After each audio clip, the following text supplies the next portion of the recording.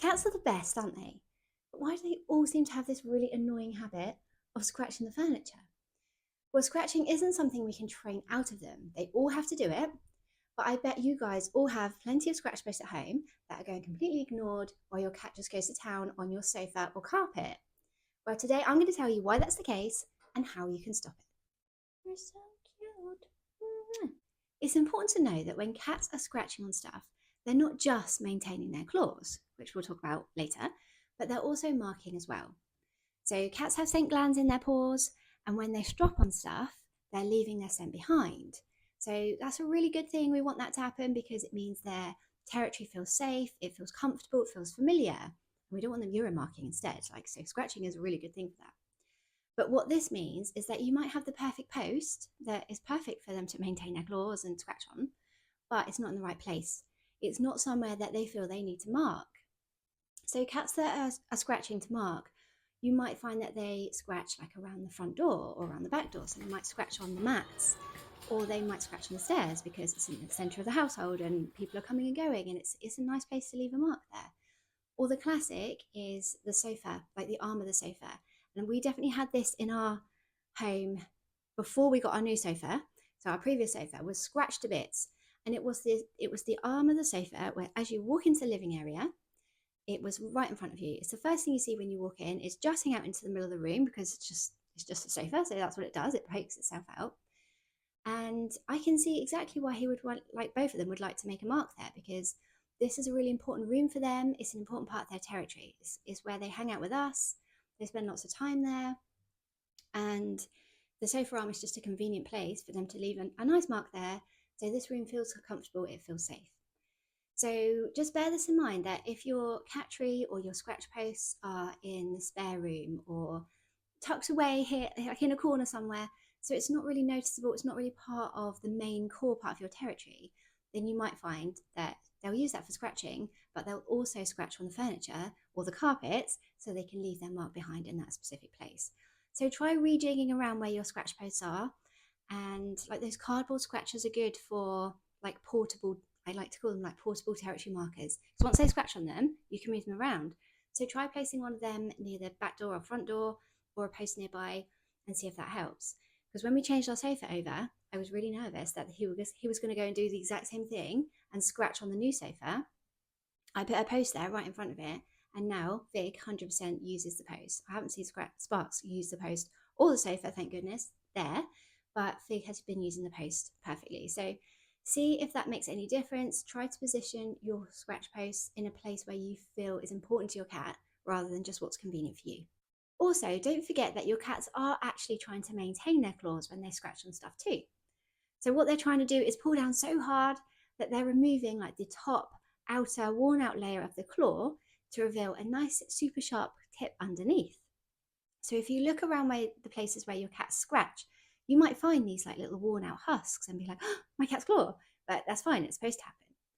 So 9 times out of 10, the furniture or the carpets will offer a better way of doing that than the posts or the scratch stuff that you provide that's for them, mainly because the furniture doesn't budge. Like it's heavy and it's sturdy, and they can have a proper like dig at it. Like if it's the carpet, they can properly pull it up without it flapping around and getting in the way. And on a sofa, they can stretch up, they can really pull down without worrying about it wobbling or toppling over.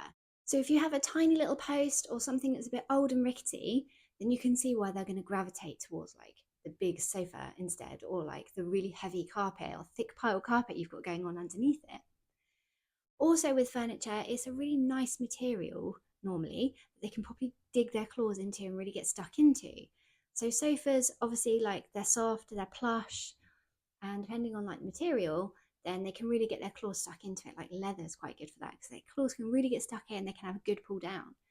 Sometimes like the sisal rope you get around a cat post, it can be a bit too hard for them. It can be, especially when it's brand new, it can be hard for them to get their claws stuck into it when comparing it to like a sofa cushion or like the arm of the sofa. The same with carpet. Sometimes it's like a loop pile carpet that's nice and thick and squashy, and they can get their paws right in there. So you might need to try different types of material based on your scratch post to see what they prefer. So sisal rope is something that you can often get, but you could try hessian. You could try a coir mat. You could try anything that does the same job, but it's for them and they can go to town on, and you don't have to worry about. Furniture is also good at letting your cat scratch on different angles.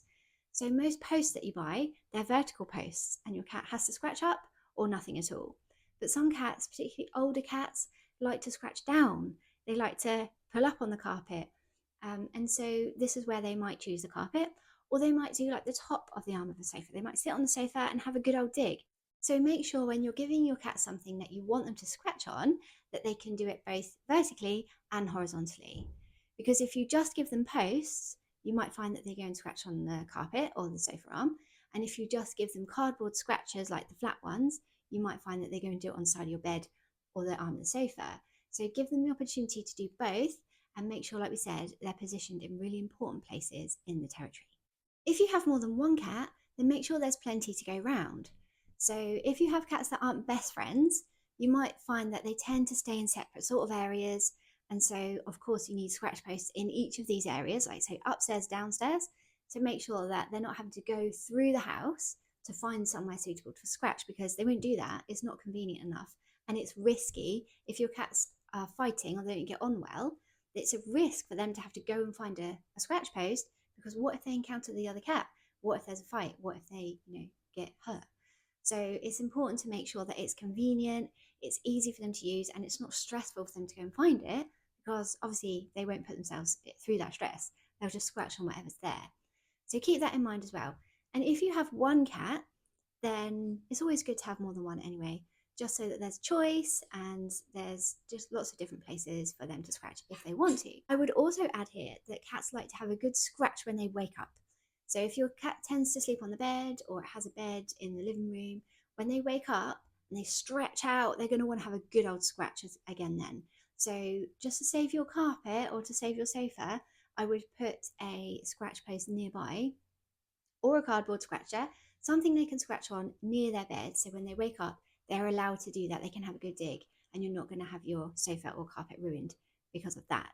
One thing I have to mention here is that some clever cats will do this for attention.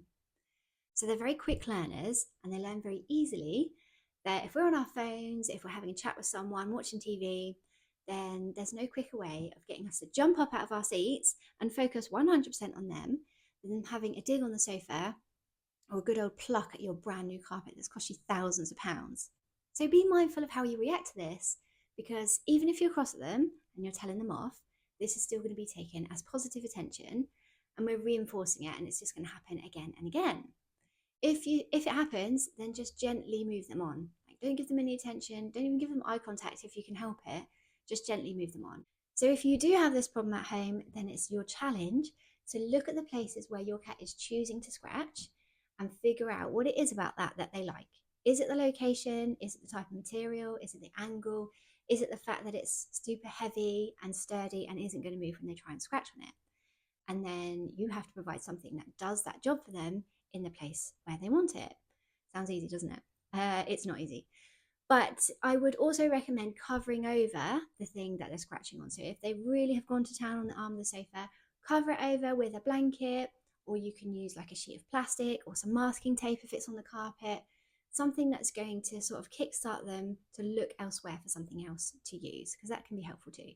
Just be mindful not to stress them out, because remember, if they've been scratching on something for a long time, that's going to be an important part of their territory. So when we got rid of our sofa, they had gone to town on it, and I almost sort of gave it to them in the end. It's like, fine, you can scratch that as much as you need. I was very mindful that we're removing a very important part of their territory and replacing it with something brand new. So you might want to do a little bit of overlap. So bring in your new stuff, put it nearby, and once they're using that as well, then cover over the stuff you don't want to be scratched. And then once that's established and is happening properly on the new stuff, then you can uncover the old stuff and see how you get on. But it's a very hard problem to crack. Do let me know how you get on in the comments, because I would love to hear it. Like I say, it's worked for us having a very sturdy scratch post next to the new sofa. The new sofa for now is protected. So yeah, we'll see how we get on over time. I hope that was helpful. Let me know in the comments how you get on, and I'll see you next time for another video. Take care. Bye. You're adorable. Oh, that's cute. Love you.